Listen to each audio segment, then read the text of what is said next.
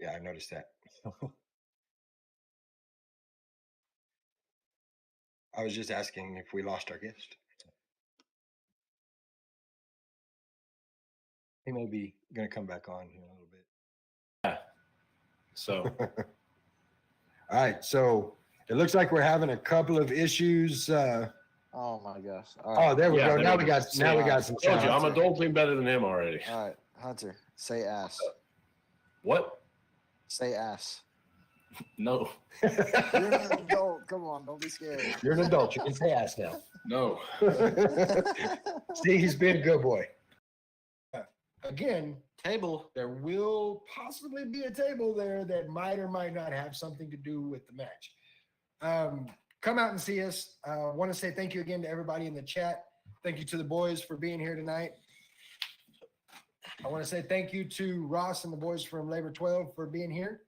With these guys every time. What are there? Okay. Wheelhouse. So all I can say is Los Crudos better bring everything they've got because this is going to be a fight. I'll So say, to I'm get- pretty sure I've only heard of like one Texas death match, and didn't David Arquette like almost die? Did you just talk about Good David Arquette? Lord. Did you bring David Arquette into a wrestling podcast? I said, didn't he almost die? Like, So, Of course, everybody knows. said something, I don't know. As everybody knows, we've got BCW Wild Horses in Wilson, Texas, coming up on February 3rd. And in preparation for that, next week, live on the Not Your Average Mark Wrestling Podcast, we will have the one, the only, Exodus Prime as our special guest. AEW star is going to be the year for West Texas wrestling, especially at Squared Circle Pro. But July 19th, that is going to be an event that you will not want to miss under any circumstances, because I am dead set to make that night the biggest night in West Texas wrestling history. and leading the way, and I'm curious because I'm like, how are they gonna make someone? Because all the promos they've done to build him up, I'm like, the way that Sammy's been taking shots for Roman Reigns, the only real shot he's given back is a shot with the chair, and then he just got mollywopped. He's never been the guy who just comes out and messes people up. what do you get? And can overpower Roman Reigns. What? What do you get? Wally mopped, obviously. We need to talk about that. Tickle. That's how the saying goes. Wink, wink, nudge, nudge, tickle, tickle. I think, Rick, if be concerned if he ever comes to you talking about tickle, tickle. Just, I mean, Hey, I all don't- right. I'm not sure what's going on there. At the hour and a half mark, I think we've gotten a little. Having the Macho Man Chris Wolf out there was very good for me. There was something that I really wish Little Guapo could have been there for, because it's a throwback, in my opinion, to the Attitude Era days, because said trash can that was being used to beat upon Logan Knight got placed on Logan Knight, and It they was were in the trash taking can. turns Just beating him up in the trash can, and it was great. That's like definitely. You're okay. I don't know if he's watching live, but it spoke with Scar a little earlier today, and I know he's going to be watching the podcast a little later on. He's doing a little training right now, but there you heard it, Scar. He said he's going to break out of it, like live on the podcast. He said he can break out of your podcast, or break out of your bear hug. So when you see it, clip it. when you see this, now you know what he looks like. What you think? So The Rock is on Buddy's list. The Rock is on my list. The Rock is on your list. The Rock is on our chat's list. The real question that we need to ask the Not Your Average Mark Wrestling Podcast is, can any of us here smell what The Rock is It cooking? doesn't matter if you smell. Oh my goodness, it doesn't. But it's things like that, it doesn't matter. Before we get into it, there's been a little controversy, I've come to find out, so I'm going to have to address it real quick.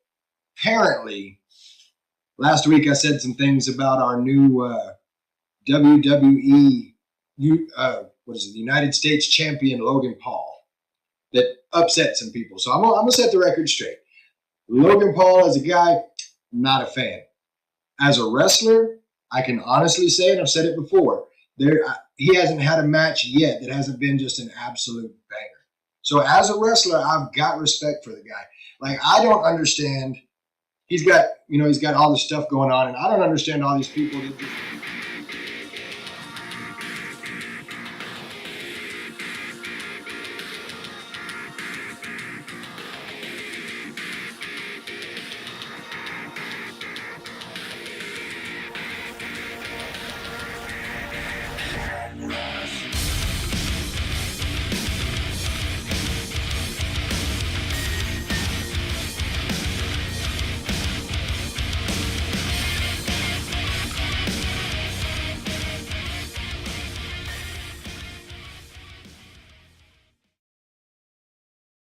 What's up, everybody? Welcome to tonight's episode of the Not Your Average Mark Wrestling Podcast.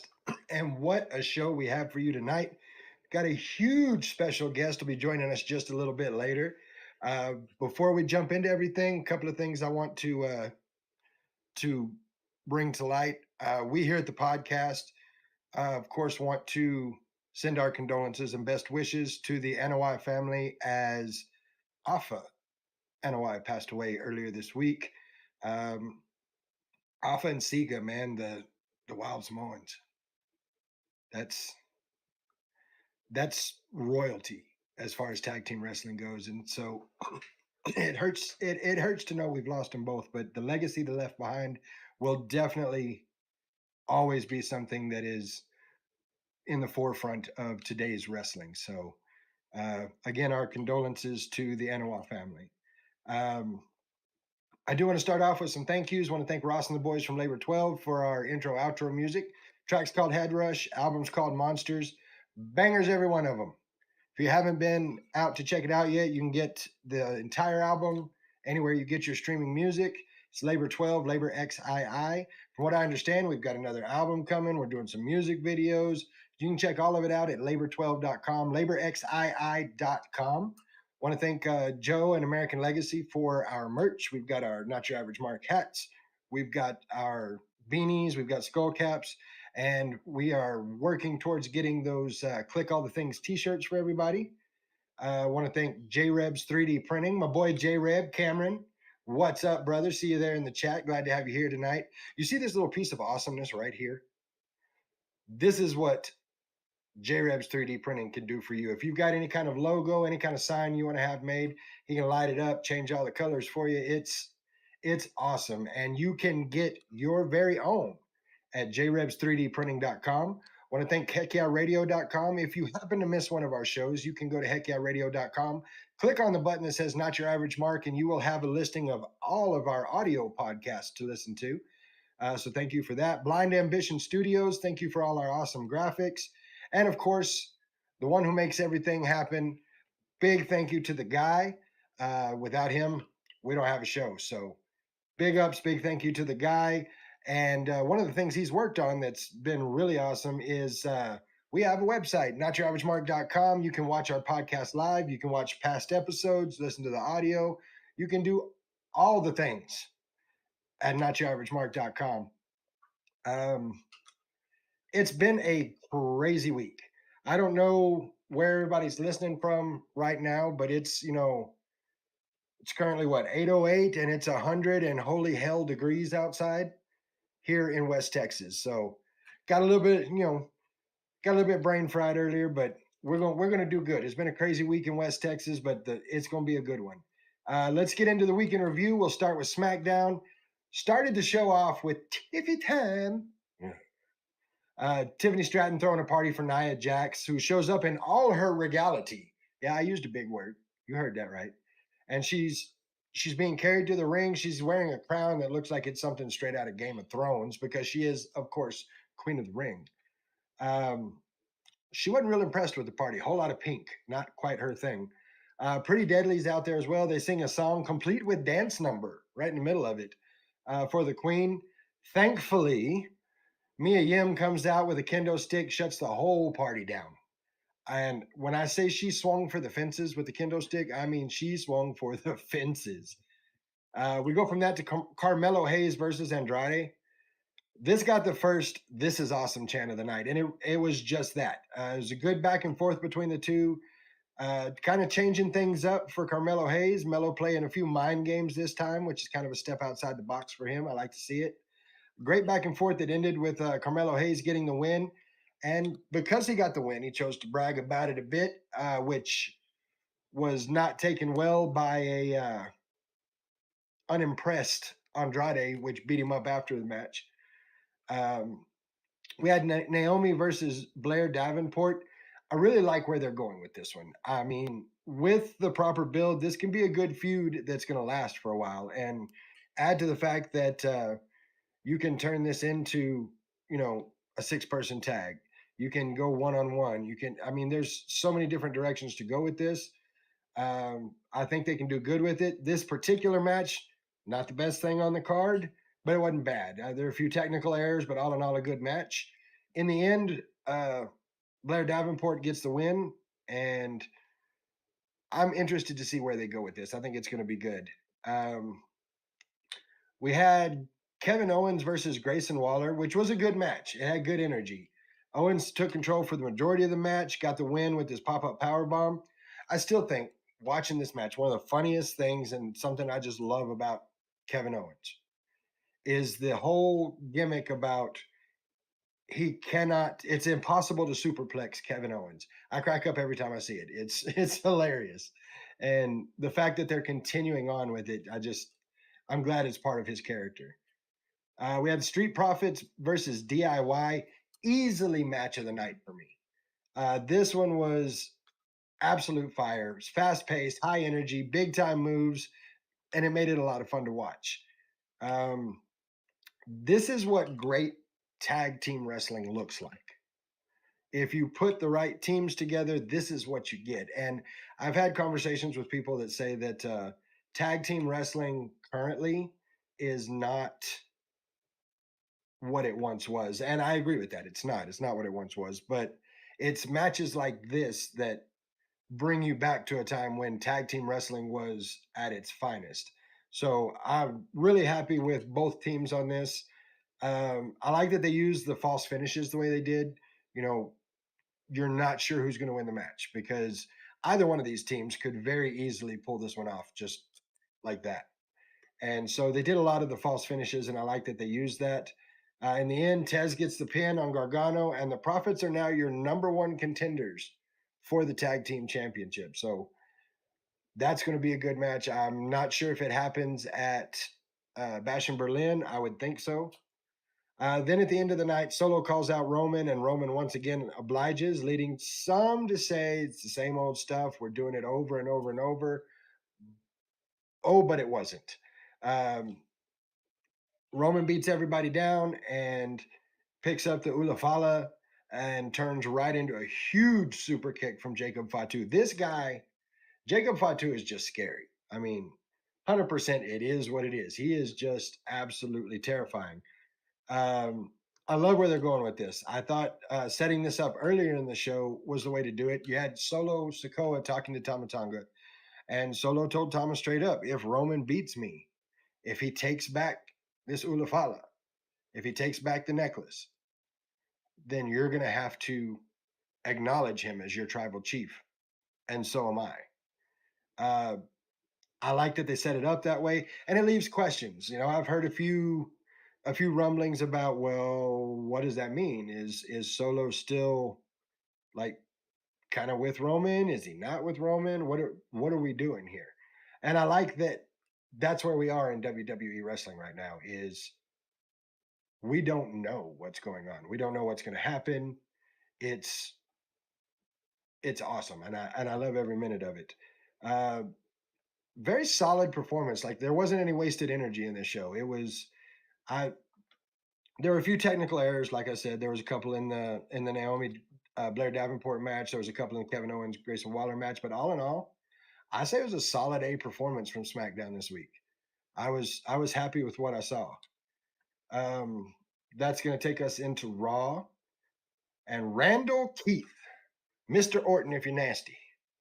He is so over right now, and I think it was a good move opening the show with him. Like the pop he got coming out was just huge. Of course, as he starts to talk, Gunther comes out, not real happy about the fact that he took an RKO last week. The trash talk between Gunther and Randy is awesome, and I loved every minute of it. Ludwig Kaiser comes out and runs the number games. It causes a problem for Randy in the fact that he's outnumbered, he gets beat down, and this sets up a match between him and Kaiser later in the night. Our first match of the night, we get Sheamus versus Pete Dunne. This was a good match. Like, even better than that, this was a good fight. Like, I love the dynamic here.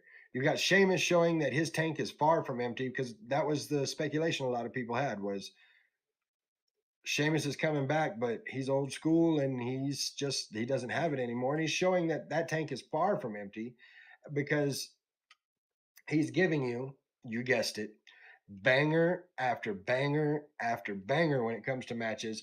And Pete Dunne is finally getting to showcase why he calls himself the Bruiserweight.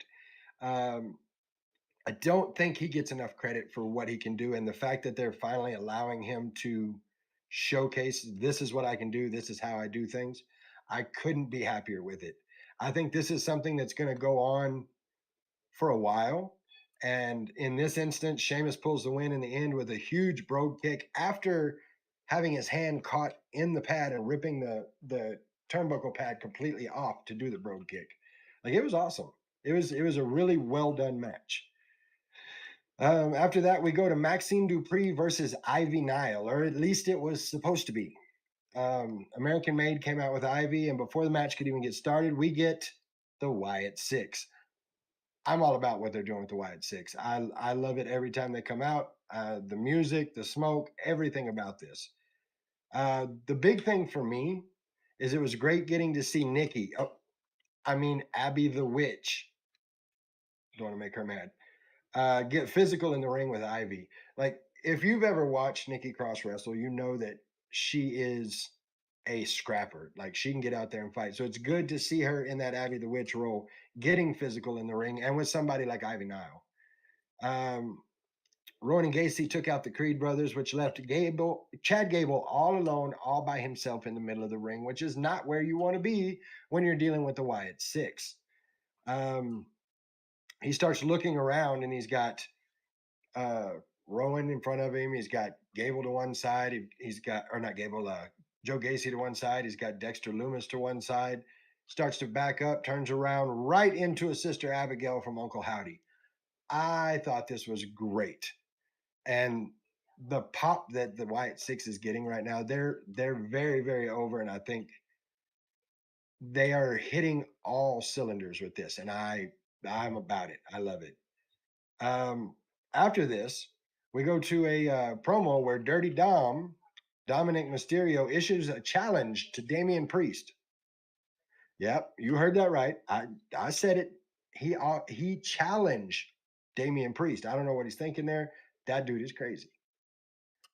We go from that to the New Day and Odyssey Jones versus the Final Testament. Going into this, we finally got to hear Xavier Woods tell Kofi Kingston, look, man, we're good. I don't like feeling like I'm on the outside. Like, like even with Odyssey Jones, you could have talked to me. And Kofi tells him, no, we're good, man. We're good. People have tried to divide us before. They're going to try to divide us again. We're good. We're stronger than that. And Xavier's like, you know what? You're right. Just keep me in the loop on things. So here we go. We get into the match. This was a good match. It did a good job of showcasing Odyssey Jones. This guy's going to do big things. There's no question about that. And I like the way that they're doing it the way they are. They're showcasing him not so much as part of the New Day, but as help to the New Day. And he's getting that New Day rub. But he's also in the middle of what's turning into one of the bigger storylines, because even after the match, after Jones hits the side slam and they get the win, Xavier Woods still looking upset, looking mad, because Kofi goes over and celebrates with Odyssey Jones. And you've got Karrion Kross in his ear all of this time saying he's trying to replace you. He's trying to get rid of you. He's in it for himself. He's not in it for the New Day. And now it's starting to look like he's starting to believe that a little bit because, instead of coming over to him and celebrating with him, he's celebrating with Odyssey Jones. Instead of tagging his partner in, he hot tags Odyssey Jones. So I like where this could go. I think this could be really, really cool if it's done right. We went from there to a no disqualification match. Looking over in the chat before we go, Rick got Rick in there saying the promo after Raw between Karrion and Scarlett was peak storytelling. Couldn't agree more, Rick. I thought it was absolutely wonderful. And I think that's why this particular storyline is getting so big, because it's becoming a complete storytelling. It's a master class in storytelling. Rick saying it's proof that you don't have to win to be pushed. No, that's absolutely right.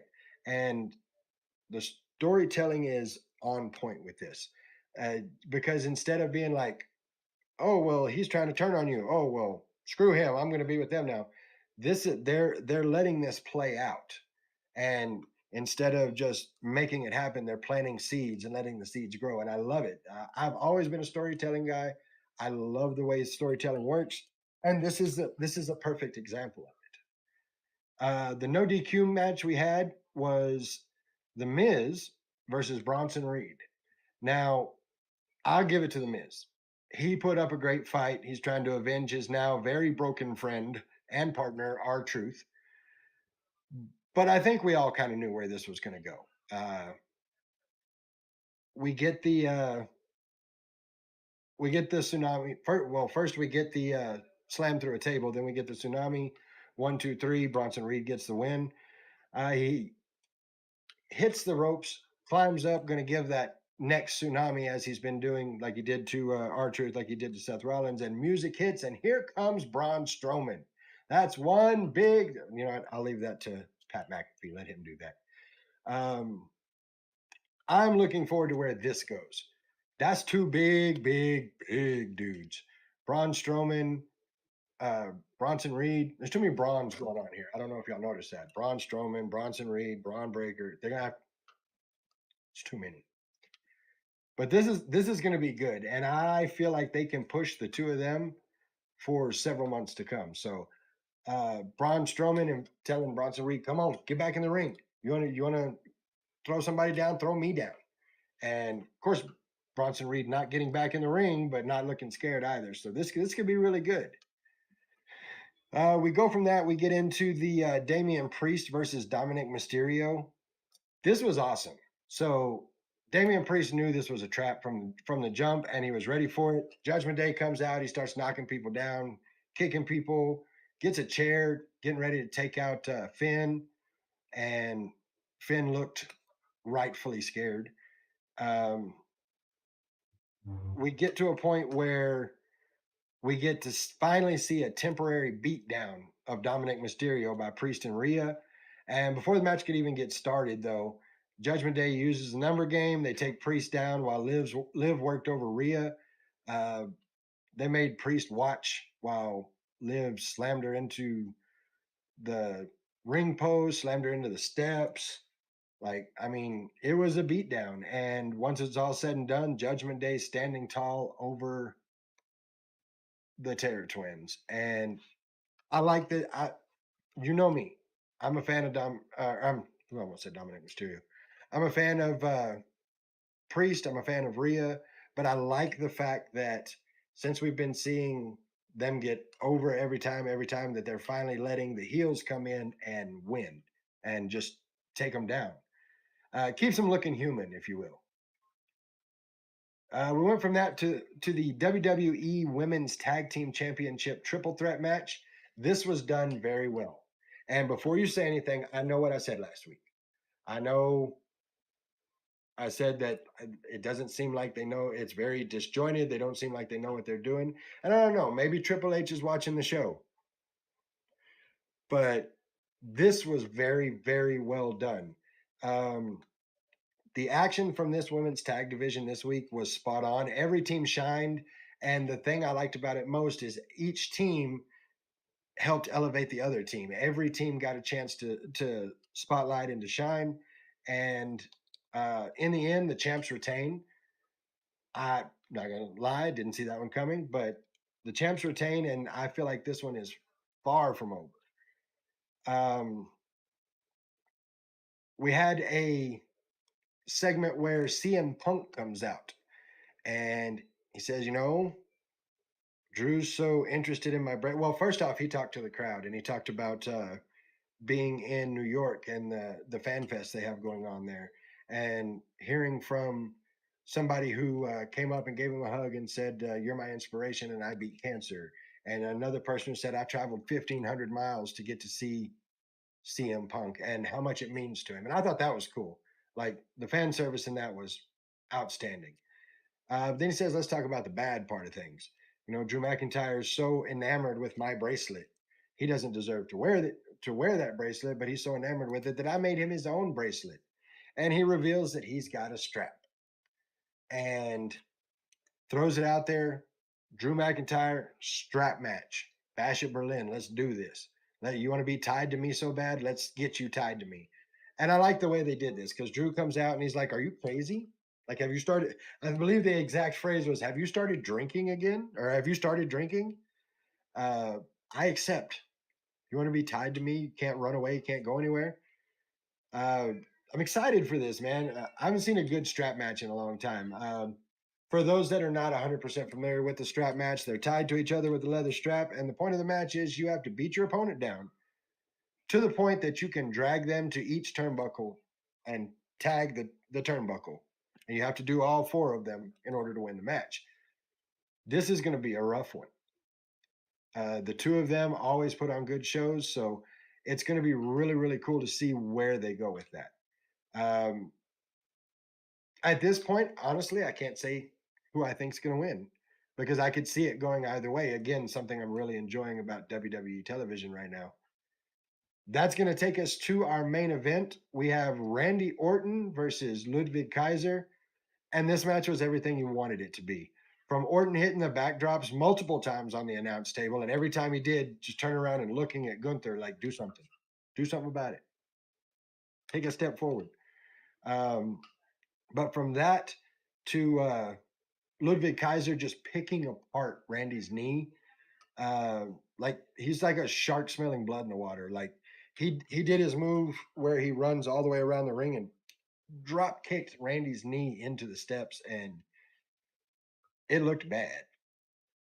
Orton was able to hit the RKO to get the win, but this was rightfully the main event. Like this is what a main event should be. It was well done.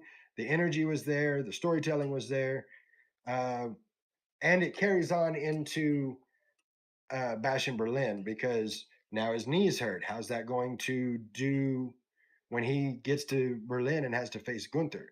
So I like the way they did that. I am also going to give Monday Night Raw a solid A. I do believe that we are getting close. September 13th, I believe it is. No, 16th. I don't remember which day. In September, SmackDown moving over to USA. Their contract ending with Fox, so they're going to move to USA. So USA Network for the next 4 months has Raw and SmackDown and NXT, and it's going to be a lot of good television coming up. It was announced. I don't much talk about the clown show on here, but figure I might as well. It was announced that we're going to have AEW All In next year, 2025, in Arlington, Texas. So don't know how it's going to turn out, but just for gets and shiggles, your boy put in for press credentials to go check it out and speak to some of the people afterward. I'll keep you posted on how that turns out because I'm not sure what's going to happen there. Could be cool. I don't know. We'll have to see what happens. We've got a few things coming up and a lot to be excited about in it. Of course, September 14th, TMW Event Center, we've got BCW Live to Rise. And this show's got something for everyone. We found out Rick saying if I'm able to get into the scrum that he's got a list of questions. Yeah, see, you gave me some of your questions, Rick, and I can't ask those because I'll never be invited back. BCW Live to Rise. Like I said, something for everybody. We found out when we had Lilith Blood on that she has issued a rated E for everyone open challenge. You may say, why is it rated E for everyone? Because that's exactly what Lilith's fists are. They're rated E for everyone. So she is given an open challenge. I'm interested to see who's going to answer that because stepping into the ring with Lilith Blood is no small feat. Let's just put that out there now. We also have what is now a triple threat match for the BCW Heavyweight Championship. Of course, you've got your champion, the Living Proof Justin Taylor, going up against Jeb Bingham and the American Tragedy Phoenix. This coming about because there was some question about the match between Jeb and Phoenix as to whether or not Phoenix's shoulder was down when he got counted out. So to fix this and make it right, Mike made it a triple threat match, and the odds just got crazy. The winner of this match, of course, going to be your BCW heavyweight champion. We've got a title match for the BCW Texas title that puts Damo McCullough, your number one contender, up against Logan Knight, your new BCW Texas champion. And I'm just going to put it out there. I'm going to say it like I feel it. And I hope Damo whoops his ass. Still a little salty from the way his and Mike's match went. Not going to lie. A little salty about it. But it's going to be a good match because as much as I want to see Damo just wipe the mat with him, Logan is very good at what he does. And whether I agree with the way he wins his matches or not, he wins his matches. So I am very, very interested to see how that one's going to play out. We've got a grudge match between partners. Of course, I'm talking about the Resistant. Jason Zane, Nathan Briggs had a little bit of a problem at the last show, and now we're going to have a match between them. Jason Zane, Nathan Briggs, one-on-one, and so much more. And, of course, there's going to be a conversation between myself and Big Sid. And Big Sid, I hope you're watching. I hope you're paying attention. I heard loud and clear what Mike said on the last show. I can't touch you. You can't touch me. It's a $5,000 fine. I heard something later on about possible suspension. So I ain't going to touch you. You ain't going to touch me. That's just that it is what it is. But this conversation is going to happen. I've got a lot to say, a lot to get off my chest about you and the way you like to bully some people. So I hope you're ready for that conversation. I really do. One thing about me being there, Mike leaving for the night, he's got some important meetings he has to be a part of and has left me in charge. I know, kind of crazy, but I will be your GM for the night. It's going to be a good show. You are going to want to be at this one. Let me assure you, you're going to want to be there. You can pick your tickets up at Tobacco Express and Liquors in Levelland if you live in the area. If not, head over to www.bcwprowrestling.com. You can order your tickets online. Oh, see, now I don't have to worry at all. Rick said he's got my back. Are you listening, Sid? Rick's got my back. I ain't worried about it. I'm interested to see where that one goes. Of course, a week later at Jake's Backroom, September 21st, we've got Squared Circle Pro Birthiversary. And this is why I'm so excited for Birthiversary. Demolition Axe, WWE Hall of Famer, and the Warlord, both going to be in attendance. I believe there's a meet and greet going to happen, but they're both going to be in attendance. And you may ask, why are they going to be in attendance? Because they will be presenting to the winner of the tag team tournaments the brand new West Texas tag team titles. We have gotten to the finals. We've got Los Crudos going up against our boys Downfall Cathedral. This match is going to be insanity, and it's only one. It's only one match. out of the list of craziness that's going to happen at Birthiversary. We're going to have matches forthcoming for that, so be watching the socials. I'm going to go ahead and ask the guy, and you can tell me in chat, are we ready to bring in our guest? Do we need a few minutes? While I'm waiting on that answer for him, if you've never been to a West Texas independent wrestling show, this is your chance. If you're in the area, if you're in Levelland, if you're in Lubbock, this is the chance to see West Texas independent wrestling at its finest. With BCW Live to Rise, this one is not just a great wrestling show, not just a chance for you to get away from everything in life for a couple of hours and just enjoy some great entertainment. It's also a show to give thanks, to show our appreciation to our first responders. So much so that Mike told us on the last show that if you are a first responder, you're getting in the show absolutely free. We want you to come in. We want you to enjoy the show. We want to take an opportunity to show you that we appreciate you. So if you're in the Levelland area, if you're outside the Levelland area and coming in and you know a first responder, your family, friends, you have first responders, bring them with you. Bring them to the show. Give us a chance to show them our appreciation. Mike always doing a great job of taking BCW Texas and every single show just doing it for good causes. So kudos to him for that. And then once you get done with that, you're already here. You might as well hang around, head to Lubbock the next weekend, because every single Squared Circle Pro show I have ever been to has been absolutely amazing. I will say that Squared Circle Pro is not a family-friendly show. Rick says if all the first responders are there for free, who's responding? The second responders? Okay, it looks like we've got 5 to 10 more minutes for our special guest. So what I started to say about Squared Circle Pro, it's not a family-friendly show. And you'll find that the best way you'll find that out is if you're sitting around the ring and one of the wrestlers leans over the rope and says, "Move," you probably better move, because he's about to launch whoever he's fighting against into your chair. And I mean that in every sense of the word. It gets wild, it gets crazy. There's blood, there's yelling, there's screaming, there's cussing. I mean, it is a good show.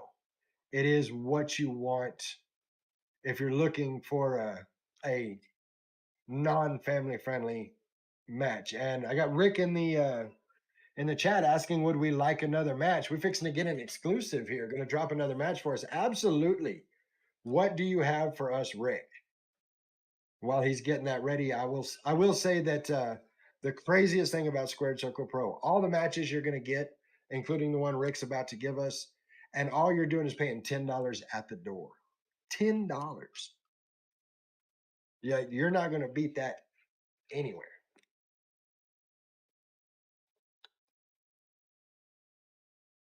So Rick letting us know the Squared Circle Pro Championship match. Damo McCullough, your champion, he beat Sam Stackhouse to win that title, going up against Stevan Remsen with Reggie Lincoln. Holy hell. I don't know if you guys have seen Stevan Remsen, but he is very aptly named the Ring Bully, because he's going to come in the ring, he's going to beat your ass, he's going to take your lunch money, and then he's going to leave. And if you happen to be Damo McCullough, you better do your homework, or else along with that lunch money, he's going to take that big gold belt with him. That's going to be crazy. Daddy Boss 74 saying, hold on to your water bottles. All right. So story time with Uncle Guapo here. I have the honor of being able to be a ring announcer at Squared Circle Pro shows. I enjoy it thoroughly. It is a great pleasure to me. It's a lot of talking and a lot of talking loud. So got to keep the old throat wet. So I drink water. At the last show, 3 times people come and got my water bottle and beat people with it. It it was funny. I believe it was Noby Bryant used first time used my water bottle to bash the head of Brick Savage, which was crazy. And then our women's GM Medusa grabs my water bottle and throws it at Missy Hyatt. And luckily it wasn't open, so it was passed back to me, and I had the opportunity to keep my water. And then she came back and got it again and beat up MK with it. So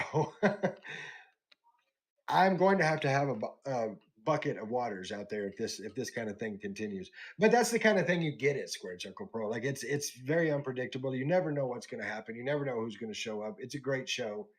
Same thing with BCW. I mean, I'm far enough back for the ring. I don't have to worry about my water bottle, but it's also, you never know who's going to show up. You never know what you're going to get. J-Rev saying get a reusable one. I could do that, but do you realize how that's gonna feel going up against somebody's head?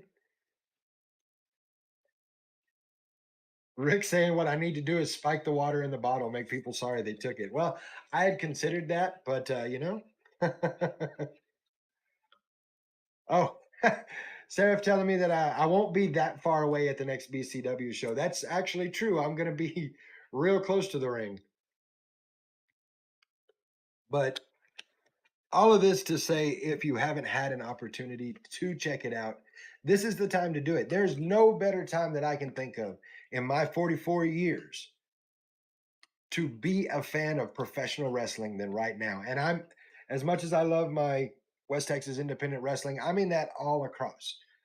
Your independent wrestling, your super indies, your television, all of it. There's never been a better time to be a fan of professional wrestling than right now.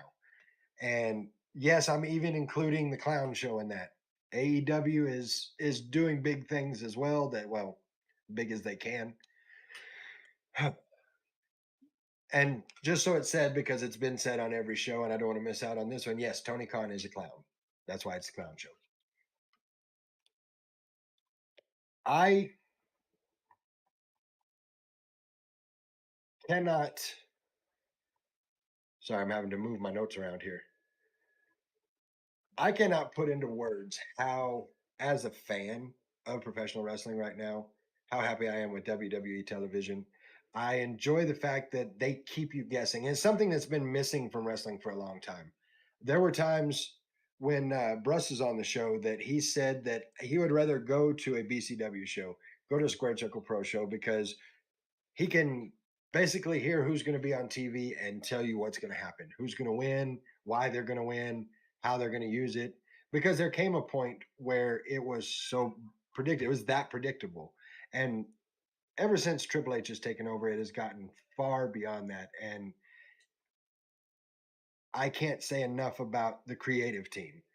They, you know, I talked about it earlier with, you know, the Randy and Gunther thing. I can't tell you who's going to win that match. I have no idea.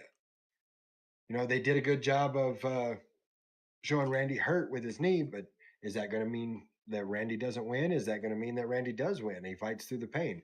You know, there was a time when I would be able to answer that, but at this point, can't do it. And it makes the show so much better, in my opinion. Still waiting just a couple of minutes for our special guest to come in. And as we're waiting for the special guest, a little information about him. If you saw the post earlier, you know that we are going to have on the show tonight none other than the one and only Brandon Groom.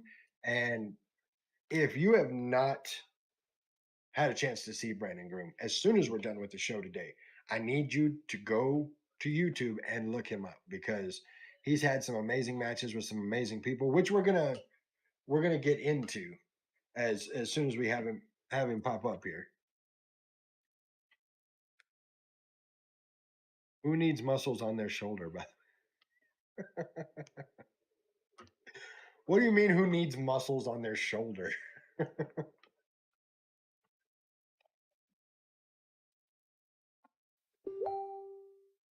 Sorry, guys, I gotta keep drinking. It's still like 100 and ugly degrees out here. But now it's kind of a cool thing about Brandon Groom because he is your very first, the first ever BCW heavyweight champion. And he's gone from that to WWE, to Ring of Honor, to he's been all over this crazy world of wrestling that we love so much. And tonight, he's right here on the podcast, or at least he will be here shortly.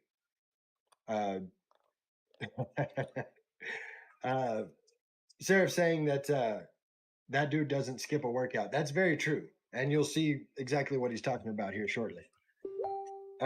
Do we have a time frame on that, Patrick? While he's looking that up, when I gave my thank yous out earlier, there were a few thank yous that I missed, and that's to all of you guys, to Rick, to Mikey that subscribed for his 13th straight month. Thank you so much for that. To J-Rev, to everybody, to Daddy Boss, to everybody that comes into the chat and makes this fun, makes this get out there to people, makes this a conversation, makes this something I look forward to every week. And hopefully you do too. But it looks like we may be about ready for our special guest. So I'm going to go ahead and bring him in. He is the one, the only, the man himself, Brandon Groom. I don't need any bigger. Brandon, what's up, brother? What's going on, my man? Doing Man, all right? thank you so much for joining us on the show. We're happy to have you here. Hey, happy to be here. Thanks for waiting on me. Oh, not a problem, man. So I was talking a little bit to our listeners and to everybody that's watching. You've been around this crazy world we love called professional wrestling. Just to throw a few facts out there, trained by Dory Funk Jr. Like I said earlier, first ever BCW heavyweight champion, and if I'm not mistaken, current BPW Lionheart champ. Is that right? That's right. That's right. Yeah, been lucky to have all three of those that you mentioned there, and yeah, the Lionheart Championship. Probably the most prestige championship in BPW. But yeah, the first BCW heavyweight champion, and I was honored at that time, but I didn't know what an honor that would be, as that was several years ago, and that company's been running strong, and proud to see where they've gone. So Well, and it wasn't a short reign, like almost a year, like 210, 220 days, something like that. yeah, For your BCW title reign. It was, yeah, it was. That's awesome, man. And Self-promoted deal, and well, I'm just going to throw a few names out here for our listeners of people you've worked with. Nick Aldis, of course. Nick Aldis is our current SmackDown GM. Jamie Noble, Brian Christopher, Matt Hardy, Kay Quick, known now as R-Truth, Rosie and the Hurricane, Booker T, Wade Barrett, Brodus Clay, our friend of the podcast, Sam Stackhouse. Like that's a hefty resume, man. Man, it's been something else and fun. And like I said, just kind of like compared to the BCW heavyweight title, first winning that, a lot of those times didn't really know how special those opportunities were or how cool they were. But I guess they grow more and more meaning and value over the years. But yeah, it's a lot of people, and it's kind of like you are who you hang around. So that's why I think it's important for people to get out there if you want to be at that level. And I always wanted to, and so it was good just to be around those people to pick some stuff up. No, absolutely. I can only imagine. And with being around all these people, you've been around the country as far as WWE, Ring of Honor, Mid South, NWA, BPW, and of course BCW. That's all around the states. Dude, yeah. It's like that's part of wrestling. It's kind of like traveling and getting out there. It's not only for a wrestler to kind of see, what it's like to do the wrestling thing, which is not just taking bumps in the ring. It's getting on the road. Sometimes it's like, man, can you do this wrestling deal with no sleep, or can you do it with, days in a row and all that kind of stuff? Then it's also good for people to see different wrestlers who travel around. And it's good for different wrestlers to get in front of different crowds to then, make sure that they can entertain all kinds of people, and it's not just the people of Arkansas or Oklahoma or Florida or whatever. So yeah, I think it's good for people to travel around. I was blessed and lucky, but I had it in my heart, all these years, even since 10 years old, to do this thing, to do it 100%, as much as I could, 100%, and to do it as big as I saw it done. So that meant traveling around. Oh, Yeah. absolutely. I'm a fan. I started out as a fan, and I've been a fan since I was, 5 years old. So I'm glad that you brought that up about, since you were 10 years old. It leads me into my next question. How did you get started in professional wrestling? Yeah. So, 10 years old right there, making rings in the backyard and choking out your friends. But, but anyway, no, and that I just kept begging my mom to get into amateur wrestling. Said, well, it's not the same thing and all this kind of stuff. Finally, at 5th grade, I got to get into amateur wrestling. That was getting into wrestling. And then always, everybody in my school and all that knew that I was want to be a wrestler someday. I was so into that. I was going to be a wrestler. But when I was a junior in high school, this local wrestling organization, Oklahoma Pro Wrestling, came to my high school at Bristow High School, and they put on a match, and they had a great idea. They wanted to use one of the coaches as a wrestler, and maybe a referee. But anyway, they used my wrestling coach, Coach Howard Moore, who was a 2-time national champion at UCO in amateur wrestling, college wrestling. Yeah. And so he was not only a real cool dude that we always talked about wrestling anyway, and he showed me some stuff that really helped me in my amateur wrestling career. And they used him to be a pro wrestler in that event. And then, of course, he went on to do some more stuff with them. And, of course, I got at an end right there as far as not only Oklahoma Pro, but my own wrestling coach being able to show me some stuff and mentor me. And then, of course, going to train with Dory Funk and getting knowledge from him and a lot of the really the basics. I started out my training in Oklahoma with Oklahoma Pro and all that kind of stuff, but I learned how to back bump, but I really learned how to do I guess you'd say just universal correct basics there from Dory. And one of the most important things he told me that I just thought was just just empty words at the time, or just something he told everybody, but it was just be yourself. He goes, just be yourself. Just be yourself. I was like, what do I do with that? But it's true. You find different assets back, different depths of yourself that you be. So it makes sense after a while. But Dory was really cool. There again, really great wrestling spirit to be around, if you will. You're who you hang around, so you get that kind of energy. So it was good to feed off of that. That's awesome. And I can only imagine what it's like to be, in the ring being told, all right, drop, hit your back, tuck your chin by Dory Funk Jr. Yeah. Oh yeah. Yeah, definitely. Yeah.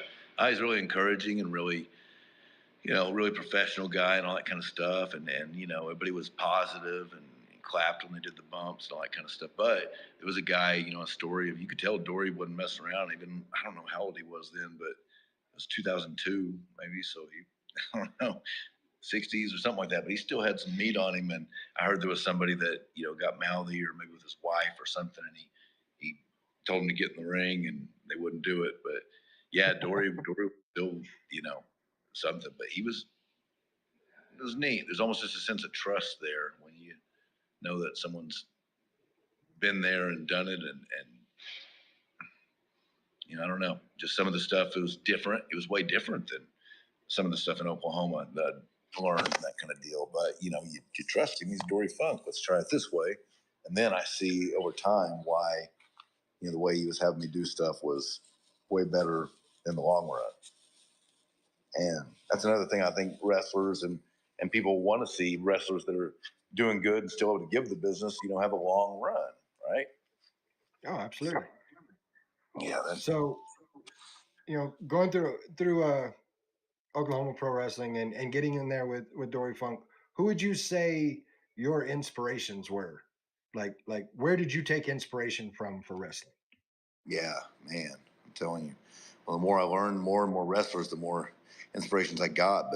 But Hulk Hogan, Macho Man Randy Savage, and the Ultimate Warrior. Those three of the golden era right there.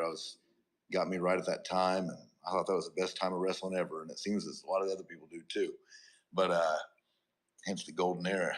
But no, that really got me. And Hulk Hogan was a good baby face. Seemed to be some good morals. Just a good guy of faith, a guy of training, a guy of just Say your prayers, take your yeah, vitamins. standing up against the bullies kind of stuff. And that was just stuff that people dealt with. I dealt with as a kid in school, and maybe more '80s prominent. I don't know, but it was cool, and it was good to have a role model like that where a lot of people didn't or didn't have that kind. And so yeah, I really gravitated to Hulk Hogan, Macho Man, and Ultimate Warrior. But then, I mean, Ric Flair, Arn Anderson, those kind of people, even the Hart Foundation, Legion of Doom, liked all them. So I guess you can say the muscle guys and the technical guys. Okay, I could definitely understand that, and it's funny you bring up that Hogan being one of your inspirations. It's kind of a cheesy story, but when he went against Earthquake back in the day, Yeah. I was like 8, 9 years old at the time, I think, and of course he had to go to the hospital because Earthquake jumped up and landed on him, and so I, as a little kid, sent Hulk Hogan a get well letter, and it was the coolest thing in the world because I got a card back that Did said, you? called me a Hulkamaniac, and had his signature and all that. Of course, you get older, you realize it's a rubber stamp signature and all of that stuff. But at the time, it was just magic, man. Wow. No kidding. That's awesome. Yeah, I forgot that because you didn't have the internet and all that kind of stuff then. But it's like, oh, if you're going to write letters to Hulk Hogan, you write me here, and they sent you something back. That's cool. Or hey, you never know, man. He could have sent you something back, brother. You got a card from Hulk Hogan. Yeah, it was a cool thing. I had a lot of fun with it. So I'm looking over at the chat, and one of the questions that's come up is, what are some of your favorite matches that you've been in over your career? Man, that's good. Match with Booker T on maybe SmackDown or something like that. Real short and all that stuff, but I loved that match and just kind of where I was at in my mindset as a pro wrestler wise. And Vince McMahon had told me good job after that, and and I remember like right afterward, Kurt Angle, Big Show, Triple H, and maybe there's a few others walking in a line and all just slapped my hands, said good job, after that match. And they don't do that just for the heck of it. It was a good feeling, and that kind of deal. So that was one of my favorite ones. But then guy that wrestled a short time in WWE, Gunnar Scott, that was from Oklahoma, Brent Albright, Vinny Valentino. He wrestled here in Oklahoma, especially in the early 2000s, that kind of deal, or late 90s. Anyway, had a great, just his send-off match for when he was going to WWE, and I think maybe it was 2000, 2001, something like that. Yeah, that we had an awesome match that I'll never forget, and that has to be one of the favorites too. But of course, there's Sam Stackhouse. There's so many that you love. But I love really these days. Anytime I have a match with somebody or with a crowd or with the moment that really just you can feel from in here and it electrifies out there. Everybody feels it. That's what I go for nowadays. No, absolutely. And I like that answer. I will say one of in doing my homework for this show, I think one of the favorite matches I watched you in, I believe it was from Velocity. I want to say it was Velocity, but it was you and K Quick, and you two just tore it up. Like, the energy in that match was crazy. It was fun. And like I didn't really know what a big star was wrestling then too. What kind of deal that was, but that was really cool. Cage Quick, and it was funny because earlier in that day, and I thought at first I thought it was a joke because, I thought, well, I'm going to WWE. Well, they're super organized. They get all their stuff together, just total 100%. And I don't think that's true of any business really, especially not them. No, at first I was going to wrestle Funaki. All right. And I was going to wrestle Funaki. And, I was preparing for that match, if you will. And then maybe it was, no, yeah, K Quick, or he came down, R-Truth came down to the ring and he was like, hey, they've changed it. You wrestle me. And I was like, all right. And I thought it was joking. Maybe he said that to Funaki or something like that. But, I thought it was a joke for a second. And then I was like, no, that's true. They changed it. It's just the way he said it. It's like, oh, they changed it. Oh, really? Yeah, I just didn't think they did that, WWE. But, yeah, stuff can change like that. And then all of a sudden, instead of wrestling Funaki and planning on power slamming this dude and, getting the crowd fired up, I'm wrestling a fan favorite, K Quick, R-Truth. And so it just kind of brought me into a little bit more of a aggressive demeanor, more heel, kick him in the ribs, that kind of deal. And I just felt more, it's like I had to be on the attack.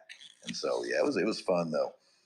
He was tough to keep up with. I mean, a little bit. I remember one guy, I think it was Brent Albright or Vinny Valentino, saying, "Yeah, you better put on your track shoes, if you're gonna wrestle him."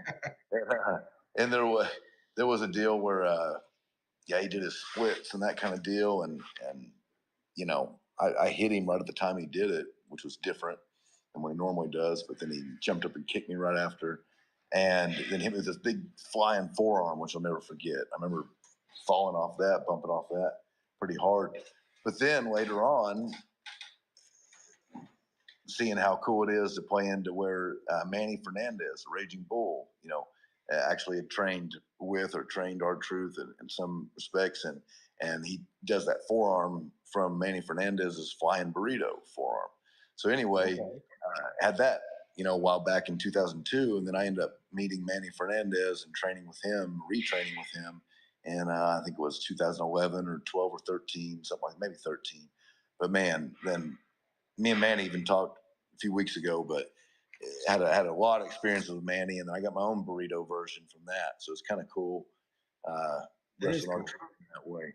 Yeah, definitely. But yeah, it was definitely a fun match, and I didn't feel like I knew what I was doing or that I should really be in there, but but it was fun. Well, I'll tell you, life has been a little crazy for my sons. Normally, my two sons are on the podcast with me. They haven't been for a little while because one of them's working two jobs and the other one just had a baby. So, but when I told them that I was going to be talking with you, each of them gave me a question for you. So I'm going to start with Bruss's question. What he wanted me to ask was, what was it like? Because the main thing he was looking into about you was the fact that you did Tough Enough. Like, what was it like? Because that was really the first wrestling reality project, I guess you call it. What was it like being in that, being a part of that? Tough Enough, I'm sure there's some really great stories for you on that, but I actually wasn't in Tough Enough. I made a video for it, and I think it's on YouTube, but he might have got confused with that. But you may have. I wasn't in Tough Enough. Hung out with Maven in Florida quite a bit. It was on Tough Enough, but that's best close. I've been on it. FCW, I don't know if that's confusion there. I was training with FCW there. Before it was NXT, it was FCW, and training with them for a little over a year or so. But yeah, I never did do the Tough Enough show. Okay, I'll have to find out where that confusion came from. My oldest son, it may be my oldest son's question is a one that he likes to give everybody. It's a 3-part question. Cool. Of course, currently you are wrestling in BPW. You're their Lionheart champ. So the first part of the question is, in the short term, who would you like to see yourself go against? short term flying heart champ. Man, golly. Just some of the biggest and baddest people out there in the indies. Um, been doing this a while and 25 years now, and I want the best, or to do the best, or not, or to stop. So right now I'm doing the best. So I'm currently trying to find the best talent, trying to find where I should be, trying to find who to bring into BPW or these other places we're going. Um, this guy Brick Savage, seen, heard of, Sam Stackhouse talked about. He talked about Jacob Fatu a lot before he got on WWE. Sam did, and I thought, man, okay, that'd be a good match. But I want some of these guys. I wish I could wrestle Braun Breaker. I wish I could wrestle whoever. I don't care. It's now. Sometimes I thought, well, I don't know, what would I need to really be able to compete with them, or what aspect of my game would I need to feel like I'm a better grappler, feel like a better submission artist? I need to be stronger, or bigger, or whatever. Well, now I'm just kind of like, hey, here it is, go do it 100%. Either that, or it's not going to get any better than this, one of the two. But I feel like, hey, I want to go give it to anybody that's top level and take it. But it's a challenge to get there. And, besides BCW and other places, I'd be open to suggestions on places maybe that others would like to see me, or that I should even reach out to again, or reach out to. And I've got a list, but I want the best out there. And right now I'm not up on who's the best out there, but I'm searching to find, if that makes sense. Okay, and that kind of covers the second question. Yeah, his second question is, 5 years from now, who do you want to be across the ring from? And that kind of covers that. The last part of his question is dream match. Anybody, anywhere. What is Brandon Groom's dream match? Man, I'll tell you what. Oh, probably one of my favorites all time. Very cool dude. Got to get a picture with him, talk to him several times. All that. Kane. I'd love to have a match with Kane. That would be cool. Yeah, oh yeah. I've always loved Kane, and just the power, the presence he brings, that kind of stuff. And yeah, man, it'd be cool. It'd be hard to do a lot with him, but it'd be neat. Be neat to see if we could press Kane. That's what I'd like to see. Hey, I'm here for it. That would be cool. yeah, but he's something, man. He's a monster. He's good shape, good dude. But I think it'd be a good match too. I do too. I think it would be a great match. And you brought up a name that I'd pay money to see the match, and that's you and Braun Breaker. That would be an amazing match. Yeah. Just to get your opinion, like what do you think when you see somebody a rising star like Braun Breaker? Well, it's different, growing up as a kid, you're like, oh man, this person's rising up, and then you get in wrestling, and then you're like, okay, well, yeah, I'll be there someday. Now it's like, well, I'm older than these guys. I've had way more experience than a lot of these guys. I've been places. I mean, and wrestling is not always, well, you check this off, so now you get to be here. It's a lot of who you know, when you know, what timing, all kinds of stuff. So it's like, man, I'm just like, when I see a rising star, yeah, a lot of times I want to see how I'd do against them, or challenge them, or outdo them. We're all trying to outshine or shine the brightest star out there. Everybody is. But now I'd like to not only wrestle a guy like Braun Breaker, but I'd like to, there again, be around the guys like Braun Breaker. Become, you are who you hang around, right there. So getting the top level talent is one of my biggest goals for this next year to 10 years or 5 years or whatever it is. But being around there, up in my level, and then driving on that same road with Braun Breaker and them, and having those matches, because I don't think they're any tougher than I am.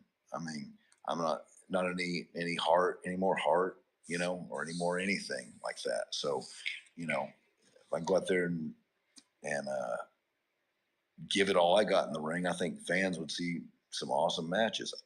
And just to tag along with that, if I can, you know, I've always loved the Steiner brothers, but you know, as I got older, I'm like, I wish I could wrestle the Steiner brothers, and I would wrestle them in a shoot, and I think I'd beat them. I'm not playing, and so I'd love to wrestle Scott Steiner in his prime, Rick Steiner in his prime. I remember being, that was 20 years ago. I was 24 years old, but still, I don't know. I could probably at least tie or beat my 24-year-old self. But I was at WWE, and Shelton Benjamin, who was an All-American from D1 school of some kind, and very good amateur wrestler. And he was throwing around, I don't know who, Val Venus or something like that. And I said, well, why don't we? I said, I'll try you. He said, oh, you want some? And he acted like he tried to throw me around. He thought he was going to throw me too. But then he was like, oh, he couldn't. And it ended up where I ended up taking him down and pretty much to his back. And then I felt almost awkwardly embarrassed for him. So I kind of let him up off his back and we wrestled. But yeah, and then we kept wrestling a little bit longer and stopped. But I mean, everybody took note of it and everything. And the next day, Ric Flair in the hallway, I think it was like SmackDown. I was like, hey, Brandon, you had him squirming on his back. he took a little tadpole. He said, he was squirming on his back.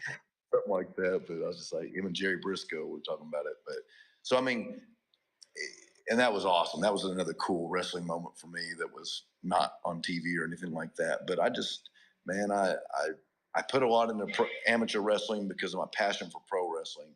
And I would love to, love to wrestle Brock Lesnar or somebody. Brock Lesnar, the Steiners, those kind of people. Not Kurt Angle. Out of all of them, I'd rather wrestle all those guys, and Kurt Angle probably the last. But, you know, I'd like to wrestle with them, match toughness with them, match heart with them, match intelligence with them, and match pro wrestling skill set with them. And, you know, it's do or die, now is never. So this year, next year, all these coming years, we're willing. I'm ready to go. And there's one more current star that I could see you putting on an S+ match with, and that's Chad Gable, because it sounds like you both have the same outlook, the same ring psychology in that. So I'd love to see you and Gable go at it. Yeah, that'd be a good one. Yes, I like that guy. From what I've seen, haven't seen a whole lot, but I know he's been on a lot and all that kind of stuff. But yeah, that would be cool. That kind of stuff. Yeah, and even in the WWE, you know, William Regal being around. I know guys like Chad Gable and Daniel Bryan that get there, and then Regal can even touch him up a little bit more. And Regal's helped me in some stuff too. And I don't know, was always a Regal guy or someone that Regal took to or whatever. I don't know, Chad Gable sure is too. And I think that'd just be neat, just seeing some back and forth, some, you know, but besides the technical and pretty holds, the grit and grime of it too. And I think that's what would be neat on that match. Yeah. Absolutely. So one of the things we do on our podcast, every now and then we kind of pull the curtain back a little bit. It's the whole reason for the name, you know, Not Your Average Mark. So I wanted to ask you, in your time doing this, in your time traveling around, do you have any like some of your favorite road stories?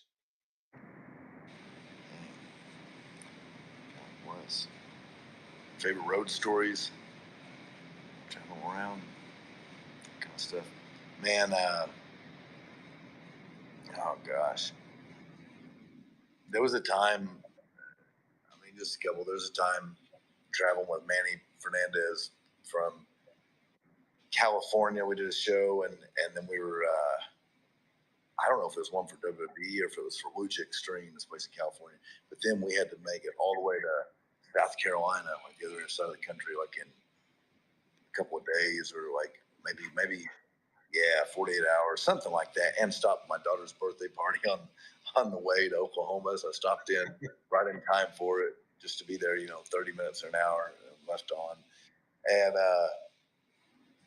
I say all that to say, like, I don't know if it was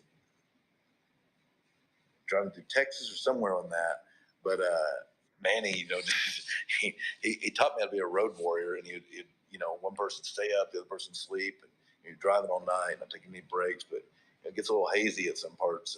And Manny, traffic got a little crazy, and I don't know if he almost hit this guy, and I woke up. He's like, man, I don't know how much you can cuss on here, but You're fine. he woke up, oh, you motherfucker, I'll fucking frame you up. And he just gets this look on his face like, and just do the steering wheel over, like ramming this guy's car. And I'm like, hey, what the fuck is wrong with you? Just, calm down, pull yourself over, hold yourself. And it's like 7 a.m. and he's trying to ram this guy off the road. It's like the side of a mountain too, or like a hill. And golly. And then one time too, we stopped at this Motel 6 and went out to this place after the match, had really good matches that night and all that. And it's like 5 a.m. and look up outside and Manny's pissing on this guy's car from the upper deck there. And I don't know why. I don't know, I think the guy did anything to him or whatever, but yeah, for some reason the guy was up and walked out at 5 a.m. and he's like, dude, you really pissed on my car? You really pissed on it? And Manny, and I thought he'd run or hide or whatever, but he just kept on going. He's like, nope, I'm really pissed on it. Yep, I really am. It's like, this dude's crazy. I got to watch myself. And, that kind of stuff just, someone told me training with Manny and going to all these places and stuff. And he loved training, but he wouldn't charge anybody for it. But someone said one time, they're like, oh, he don't charge you for that training, but you're going to pay for that training. You'll pay for it. And all that. There's other stuff with other wrestlers and different things and all that, but I don't know if that comes to mind. And Beyond the Road's a part of it. It's something. Well, and that's a part of it. A lot of people that just watch the shows don't understand that is a huge part of being a professional wrestler. It's like you said, having to be way over here and then across the country in 2 days for another show, and just the grind that is driving cross country if you're not flying. I mean, Yeah. it's the travel's got to be crazy. Yeah, and I think it is for especially people at the top level, and it can be, for anybody, just booking yourself up. But yeah, it's almost a how good are you at your worst? I like that quote because anybody can be good at their worst. Anybody can be good at their best, but you may have a great day, but you want to do something like wrestling or a podcast. What if you don't feel good that day? How good are you at your worst? Can you be consistent and do it? So that's something to try to live by. And some good advice there. Yeah. I think if you want to be a wrestler, you might as well can adopt that. I remember Dr. Tom Pritchard saying, if you want to be a wrestler, learn to love the taste of shit because you're going to eat a lot of it. Learn to love the taste. That sounds about right. He was funny. I love that guy too, man. But spend good time with him. He's cool. But he goes, you get a little bit of reward for a whole lot of sacrifice. Just is what it is. Very true. So I know that we have a lot of the West Texas independent wrestlers, promoters, things like that that check in on our show and they watch it. So if you could give some advice to either people that are in the independent circuit now or people that are looking to get into it, what would that advice be? To get in as wrestlers? Yeah. It's a great time to get into it. All that other stuff everybody else can tell you. But get trained correctly, meaning get trained by a credible training school. I guess you can say it was always safer to say, hey, somebody that's been there, if I wouldn't have found out about Oklahoma Pro, I'd have went to Harley Race, which is in Missouri. And sometimes I wish I'd done that anyway. But it's like, but went to Dory Funk with Manny Fernandez. Get with somebody like that has been there. They have that mindset, I just almost see it as like an acceptance of how they roll, acceptance of how they're going to teach you. Because sometimes it's not even it's technique, but sometimes it's not even the technique, but the attitude with the technique. just hit somebody, or you forget to hit somebody, or do you give everything you got? Sometimes trainers train their spirit with the body. That's what Manny did a lot, and without even knowing it or something. And that way, you're doing things a whole lot differently in the ring, and you're way more legit than someone just kind of walking you through the bodily motions. So anyway, I would just say train with somebody that's been there, done it, and not just somebody that knows how to teach you to fall on the ground or something like that, not hurt yourself. But yeah, and then always seek training, and never stop learning, and always go to seminars and try to get better, and try to constantly work on your character, and try to work on just being more real, legit, everything, and don't play wrestler, be wrestler. That's what Dory Funk means by being yourself. If you want to do it, you're gonna, even if it's a made up, even if it's a gold dust, and you're really Dustin Rhodes, it's still something about you. You be that. And when you go to the ring, you be it. When you're training, you be it. When you're on a podcast, you be it. You be it a lot of times in your life. You got to be it 100 or 24/7 sometimes. So get with someone real and be real yourself. That's what I'd say. And if you happen to be in this area, of course, I'm in Lubbock. If you're in the Lubbock area, check out Lubbock Pro Wrestling 101, or if you're down in the Houston area, there's Ring of Honor, or not Ring of Honor, Reality of Wrestling. There's just about anywhere you go, there are credible schools that can teach you how to be a wrestler. That's what I was meant by. That's why I say credible schools too, along with guys that, because names and stuff. I don't know how. There's people that got schools and stuff out there and all that, but yeah, but like Lubbock's, like DFW, I've heard, that's some good people, some Houston, just that kind of deal. You'll get, especially in Texas, those deals. But yeah, the credible schools, and I also train here in Bristow in our gym, in the ring right there, and weights, that kind of deal too. Man, I will, I'm big on the basics that Dory and taught, and then the stuff matches that Manny taught, and all that kind of stuff. It's not just what Brandon Groom thinks you should do or anything like that. It's always want to seek out, those better than me, and so I try to teach in that way. And sometimes I don't have the biggest classes. I had a really good class this last year, since December to now. And some of my students have gone to school. I had to advertise more and all that kind of stuff. But sometimes I don't have a big class because, we don't just play around, and we don't just we have the balance of making it fun. It's not like this is just Olympics and last week of it. Make it fun, and pro wrestling can be a marathon, not a sprint. But at the same time,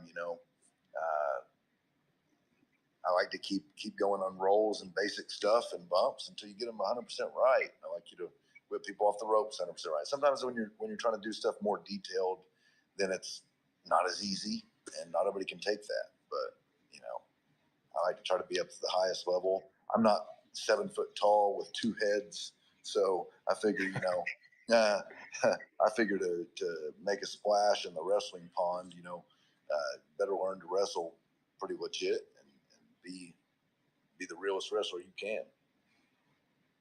I like it. So we're coming up towards the end of the show. One of the things I want to ask before we get there, for anybody watching, anybody listening that wants to, follow where you're at now, follow what you've got going on, where can people find you?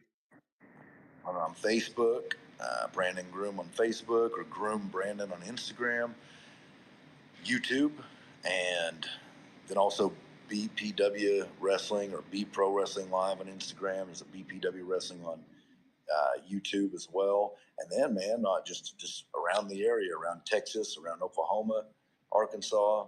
I can also do shows. If anybody, we did a birthday party for someone in Texas. I've done some festivals, Cinco de Mayo stuff. Anybody wants a special show put on or anything like that, we can do a lot with renting out the ring and even get wrestlers. So yeah, find me as a wrestler, Facebook, Instagram, and this area and hopefully other areas as well.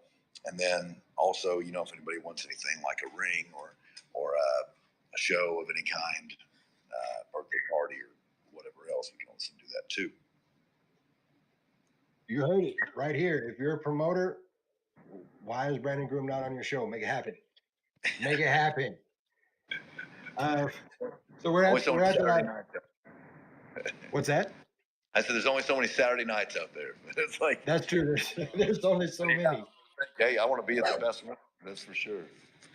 But So what we generally try to do with the last 5 minutes of our show is we give final thoughts, and I always like to give my guests the platform to do that. So for everybody that's watching, everybody that's listening, and the wrestling world in general, the floor is all yours, my friend. Anything you want to say to them? me, final thoughts. Okay, well, I think it's really cool that we all like wrestling and that we all are fans of it in some way, and anybody doing it is a fan of it. I've learned because there's a lot of other easier ways to make money and that kind of deal. But I would say anybody that wants to be a wrestler, following your passion and doing it 100% real, like I talked about with the training and that kind of deal. But also anybody just is a wrestling fan, you could get that passion. You don't have to do wrestling, but do whatever you can in your life 100% and give it all you got. Sometimes to get things done or just really to live the best quality of life you might want to out there. So I've heard it said that, it only takes all you got. So get all you got, It's a lot to ask, but at the same time, you got it. So you might as well give it. Might as well not be selfish with your life or selfish with your energy or anything like that. Because it's easy to lay down. It's easy to quit. And it's easy to do less than your best. Even though sometimes all of us do, it's like if you strive to be your best and you strive to take that pro wrestling fire and energy that it gives to each one of us and use that in your life, whether you're going to be a wrestler or whatever you're going to do. That's the key. And I think that's a lot of what pro wrestling was put here for. It's a great form of entertainment. It's a depiction of what could really happen, that kind of stuff. I believe, ask me for some of my final thoughts. I believe it's also a description of kind of the realm or the existence we live in. I like to, I'm a believer, and I like to say that, life's a big pro wrestling match. You have a big good force, big baby face, big heel, and you have someone that's going to win here at the end, right? There's a lot going on there in the middle. There's a real fight in the middle. Sometimes you don't know what's going to happen, and there's some things planned out. There's some things on the fly, and you just, when it comes down to it, good versus evil, reasons people are battling in the ring, reasons we battle with each other in life, reasons people go to war, reasons people fall in love. It's internal. And so that's what I love about pro wrestling, and that's what I think that everybody can take out of pro wrestling, whether you're doing it, want to do it, or just like to watch it, or just like to watch the podcast, is take that internal energy, that internal fire, and recognize it and use it in your life and live the best quality of life and live out your purpose, and let pro wrestling help you do that. That's what I would say. Damn, I'm all inspired now. That was good, man. How am I supposed to follow that? Hey, you're the man, dude. You got that. Well, I can't say it enough that it is the perfect time to be a fan of professional wrestling. And regardless of where you're at, if you're here in West Texas, if you're in South Texas, if you're like my boy J Reb and you're out in California, wherever you are, find some independent wrestling and go watch, just like he was saying, watch somebody who is following their passion and getting in the ring and putting it all out there for your entertainment, because you will never regret it. I can tell you that. I go to shows and find myself already waiting for what's going to happen in this storyline in the next show while I'm still at the show I'm at. So you will find things that you're not going to see just watching it on television. You'll find a want to be there, a fire that's just not there on television when you're at a live show like that. So wherever you're at, get your tickets, go see some professional wrestling. You'll be glad you did. I want to say thank you, of course, to Brandon Groom. We appreciate you coming on the show. We've enjoyed having you. Of course, welcome back anytime you want to be on the show. I want to say thank you to everybody in the chat, everybody that's watching live, everybody that's going to be watching after the fact. You guys are the reason we do this, and you're the reason we keep it going. So thank you so much. We will be back here next Thursday night with someone you're very familiar with, Brandon. Sam Stackhouse is going to be on the show next week. My man. So same time, same channel. We hope to see each and every one of you here. Until then, I'm Guapo. That's Brandon Groom. We're not your average marks. Yeah.